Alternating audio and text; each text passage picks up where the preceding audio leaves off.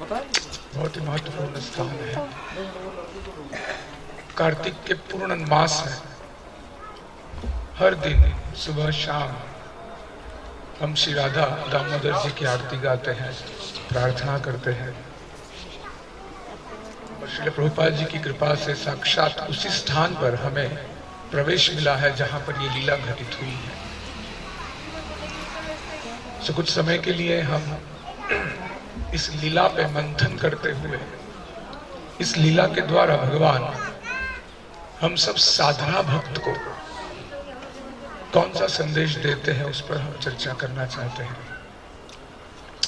दो प्रकार के भक्त होते हैं।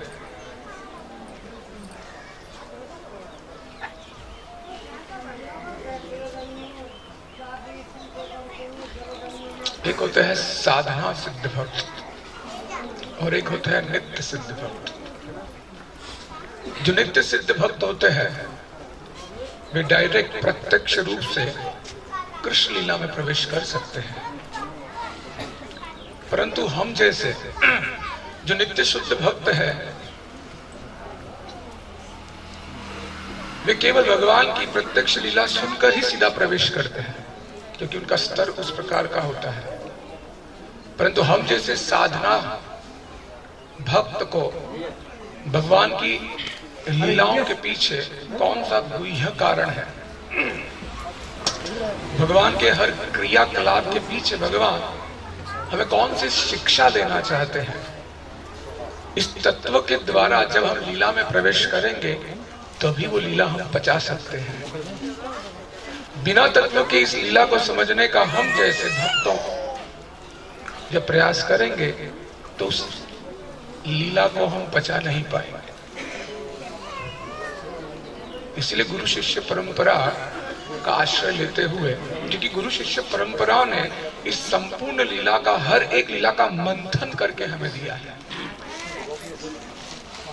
तो आज हम प्रयास करेंगे, उस स्थान पर बैठने का सौभाग्य मिला है। हर साल ये लीला सुनते हैं, हर कार्तिक में ये लीला सुनते हैं, हर बार भगवान का ये दृश्य हमने देखा हुआ है।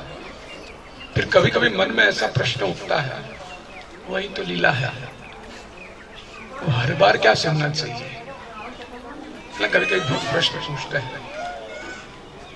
दो प्रकार की उत्सुकता होती है ना। जैसे पहली बार अगर आप वृंदावन आए हैं और हम जब चर्चा करते हैं और आपको कहते हैं ये दर्शन अभी हम स्किप करेंगे, तो आपके मन में उत्सुकता होती है, ये दर्शन कैसा होगा,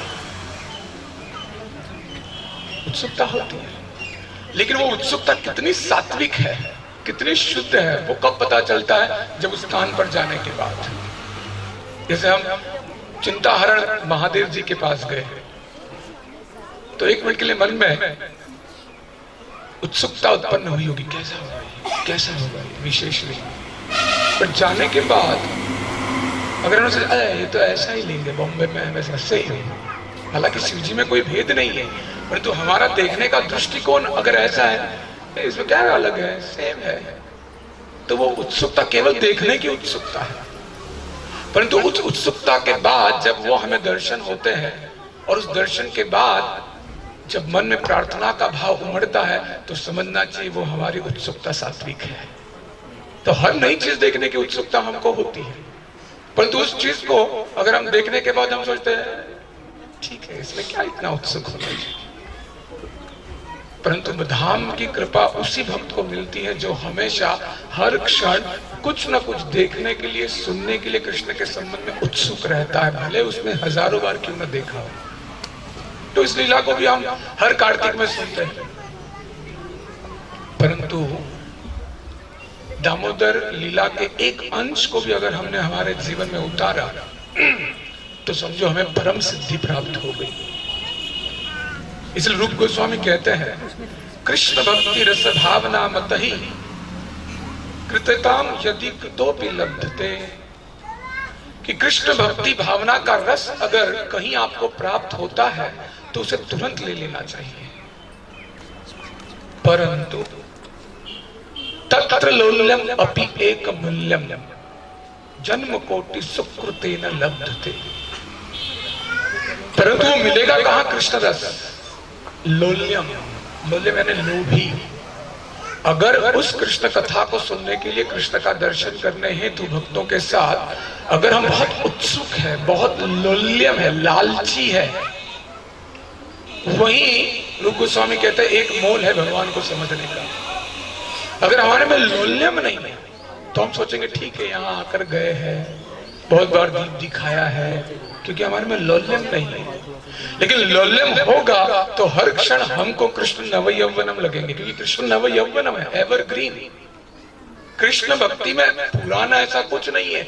यहाँ पर हम 1000 बार क्यों ना आके चले जाए, परंतु हर एक स्थान नव यौवनम लगता है हमको। अगर नहीं लगता है तो हम उत्सुक नहीं है, लोल्यम नहीं है। तो हम यहाँ दामोदर लीला की चर्चा करेंगे। तो भगवान ने, हम थोड़ी दूर पर, यहां से आधे किलोमीटर दूर पर हम 84 खंभों का मंदिर छोड़कर आए, क्योंकि समय नहीं था और वहां कथा भी नहीं कर सकते हम। परंतु आप 84 खंभों के आंगन में ही बैठे हुए हैं, क्योंकि यहां से आधे किलोमीटर दूर अगर वो नंद बाबा का भवन है तो यहां तक उनका आंगन फैला हुआ था, क्योंकि भगवान आंगन में ही एक क्रिया की, लीला की है। तो हम नंद बाबा के आंगन में ही बैठे हुए हैं। बोलो श्री राधा दामोदर भगवान की। सब जाग रहे ना, क्योंकि अंधेरा है, मुझे दिखाई नहीं दे रहा। क्योंकि भक्तों को अगर नहीं देखूंगा तो फिर कथा नहीं होगी। हरे कृष्ण। सो विश्वनाथ चक्रवर्ती ठाकुर इस लीला की बहुत सुंदर टीका करते हैं, बहुत सुंदर। और भगवान के महात्मा को बताते हुए कहते हैं कि भगवान ने विशेष रूप से जब दामोदर लीला की, तो इस दामोदर लीला में भगवान ने अपने ऐश्वर्य को त्याग दिया। अब भगवान का क्या ऐश्वर्य है? षड ऐश्वर्य पूर्ण है भगवान, लेकिन अपने भक्तों के साथ प्रेम का आदान प्रदान करने हेतु भगवान अपने ऐश्वर्य को भी त्यागते हैं। इसलिए भगवान के षड ऐश्वर्य में से एक ऐश्वर्य भगवान वैरागी है। वैरागी का अर्थ क्या है? होते हुए भी वो उस पर अपना अधिकार नहीं मानते। हमने सुना भगवान रामचंद्र त्याग दिए सीता को, वैराग्य का लक्षण है। सो भगवान यहाँ पर अपने ऐश्वर्य को त्यागते हैं। महाभारत युद्ध में भगवान शांति दूत बनकर गए। दूत यानी सेवक, दास। पांडवों के भगवान पांडवों के दास बनकर गए, त्याग दिया ऐश्वर्य भक्तों के लिए। महाभारत युद्ध में जब भगवान अर्जुन के सारथी बने तो पीछे से अर्जुन उनको उस युद्ध में नहीं कहता Krishna take right, take left, go straight. इतना भयंकर ताप होता है युद्ध में कि सारथी को केवल पीछे से लात मारनी पड़ती, चल चल। तो अर्जुन दाएं जाना होता तो दाएं और लात मारते, चल चल चल। सीधा जाना तो पीछे पीठ पर लात मारते। तो भगवान अपना ऐश्वर्य त्यागते हैं, अपने भक्तों की लात तक खाते हैं। ये भगवान, that's why God is great, है कि नहीं? पंढरपुर गए ना हम लोग, स्वामी भगवान द्वारका से आते हैं और पुंडरीक जब वहां बैठा हुआ था तो उन्होंने सीधा गरम गरम ईंटें फेंक दी, खड़े रहो। Okay I will stand. So इतने बड़े द्वारका के द्वारकाधीश गरम गरम ईंट पर खड़े हैं अब तक। क्यों? अपने भक्तों के साथ आदान प्रदान करने हेतु वो अपने ऐश्वर्य को त्यागते हैं। बहुत सुंदर लीला है। सुखदेव गोस्वामी जी वर्णन करते हैं, दीपावली के दिन ब्रह्म मुहूर्त का समय था। यशोदा मैया कृष्ण उठने से पहले श्रृंगार करके, स्नान करके तैयार हो गई। इसलिए नहीं ताकि पड़ोस लोग उसे देखें। से हमारा श्रृंगार होता है ना, हम जब श्रृंगार करते हैं, कपड़े खरीदते हैं, तो हमारा एकमात्र उद्देश्य क्या है?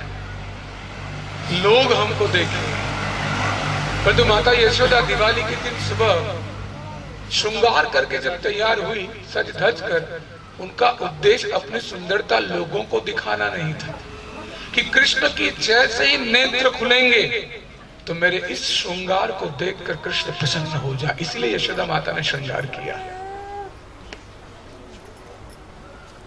हम तो जब सुबह उठते हैं तो सबसे पहले सारे काम निपटा लेते हैं और स्नान सबसे बाद में करते हैं, है कि नहीं?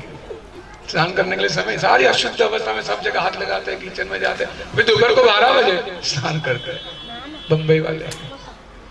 तो माता यशोदा कृष्ण की प्रसन्नता हेतु सुबह उठकर श्रृंगार करके तैयार हुई।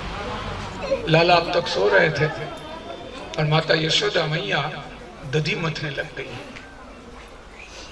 दधी मथते मथते सोच रही थी कि कितनी सारी गोपियों की उल्लाहना आती है कि तेरा कान्हा रोज आकर क्या करता है, माखन चुराता है।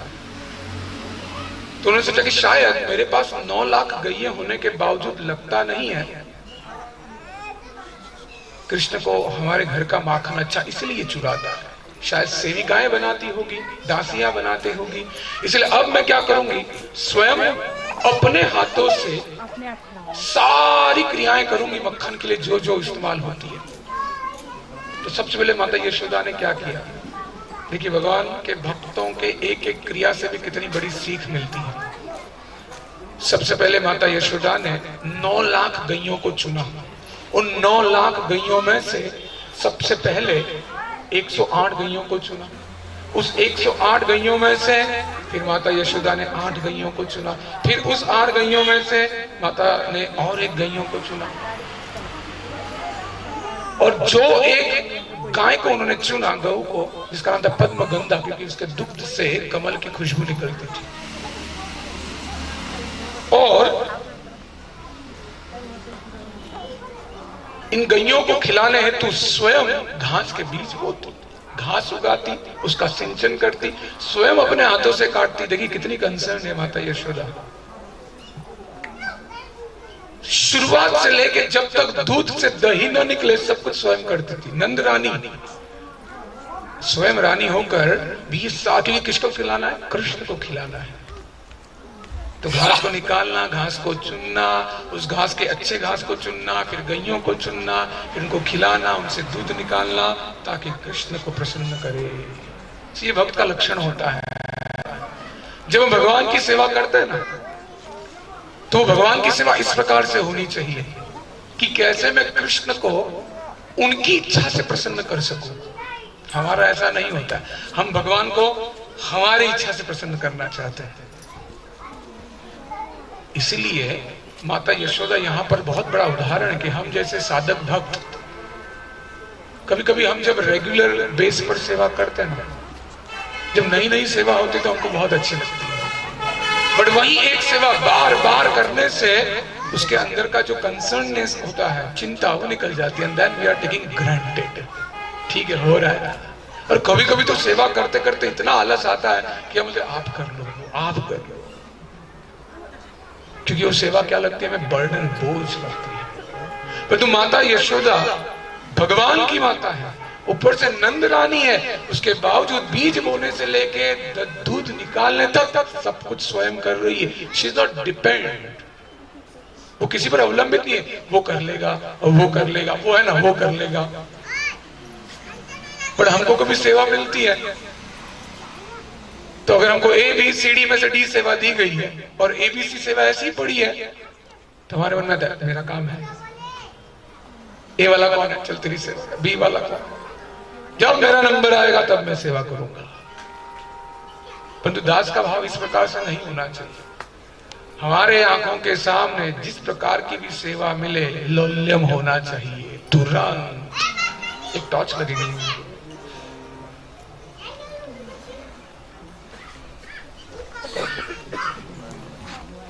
हम जब मंदिर में सेवा करते थे आज से 15 साल पहले लाइब्रेरी में, तो अभी राजा गोपीनाथ मंदिर में आपने देखा होगा जहां पर हाथ धोते हैं, तो उस समय इतना सिस्टमैटिक मंदिर नहीं था। सो हम प्रसाद खाते थे, ब्रह्मचारी प्रसाद खाते थे, फिर हम स्टाफ प्रसाद खाते थे, और प्रसाद के बाद वहीं पर हाथ धोकर सब अपने अपने आश्रम में चले जाते हैं। कोई नहीं दिखता आपको वहां उस रास्ते पे। लेकिन एक दिन हमने देखा कि वो लाइब्रेरी के सामने ही वो वैसे हुआ करता था। नहीं बस छोटा ही था। हमने देखा कि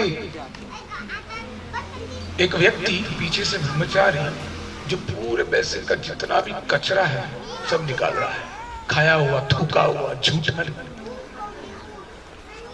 और जब उस वक्त श्रीनिवास प्रभु हुआ करते थे, गोविंद प्रभु के बड़े भाई, तो गोविंद प्रभु श्रीनिवास प्रभु जी ने जब देखा कि कौन ये सेवा कर रहे हैं, तो पता चला परम पूज्य राधानाथ स्वामी महाराज चुपचाप अकेले खड़े हैं। और जितने भी ब्रह्मचारियों ने जितने भी प्रसाद का जो कुछ माल मसाला पड़ा हुआ है अकेले खड़े रह के साफ कर रहे हैं। इतने बड़े सन्यासी, इतने शुद्ध भक्त, लेकिन सेवा देखी तो ये मेरी सेवा है। ये होता है भक्तों का स्वभाव। परंतु वो शुद्ध स्तर प्राप्त नहीं होने के कारण हमें लगता है कि ठीक है कर लेंगे, रोज तो करते हैं सेवा। अगर इस प्रकार से हमारी भावना है तो समझना चाहिए कि हमारे में लौल्यम नहीं है। सो माता यशोदा दधी मथने लगी। अब दधी मथते मथते क्या कर रहे थे माता यशोदा? टाइम पास, यहाँ वहां की बातें, प्रजल्पा कभी कभी हम करते हैं। जब हम कृष्ण के लिए सेवा करते हैं तो हाथों के द्वारा जब कृष्ण की सेवा होती है तो मुख से भी कृष्ण की सेवा, कर्ण से भी कृष्ण की सेवा होनी चाहिए। ऐसा नहीं कि आपके हाथ कृष्ण की सेवा में लगे हैं और मुख से कुछ और निकल रहा है। माता यशोदा यहाँ पर दधी मथते मथते कीर्तन करने लग गई। अब तक भगवान ने जो जो लीला की है उनको काव्यात्मक रूप से गाने लग गई। और गाते गाते क्या कर रही थी? उनका मन, उनका वचन, उनके कर्म सब कुछ भगवान की सेवा में है। तो हमारे ब्रह्म मध्व गौड़ीय संप्रदाय में संन्यास दीक्षा होती है, उनको कहते हैं त्रिदंड दीक्षा। त्रिदंड क्यों कहते हैं?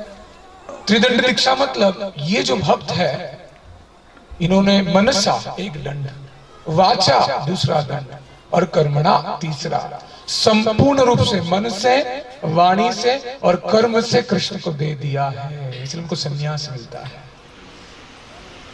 यहाँ पर यशोदा माता एक्चुअली सन्यासी है, क्योंकि मन भी कृष्ण में लगा हुआ है, वचन भी कृष्ण में लगे हुए हैं और कार्य से तो कृष्ण की सेवा कर ही रही है। श्रील प्रभुपाद जी जब गृहस्थ हुआ करते थे, इवन वो गृहस्थ में भी सन्यासी थे, क्योंकि भगवद गीता के तात्पर्य लिखते थे, गौड़ीय मठ के लिए कलेक्शन करते थे, भक्तों को अपने घर में बुलाते थे, प्रचार करते थे, डोनेटर ढूंढते थे।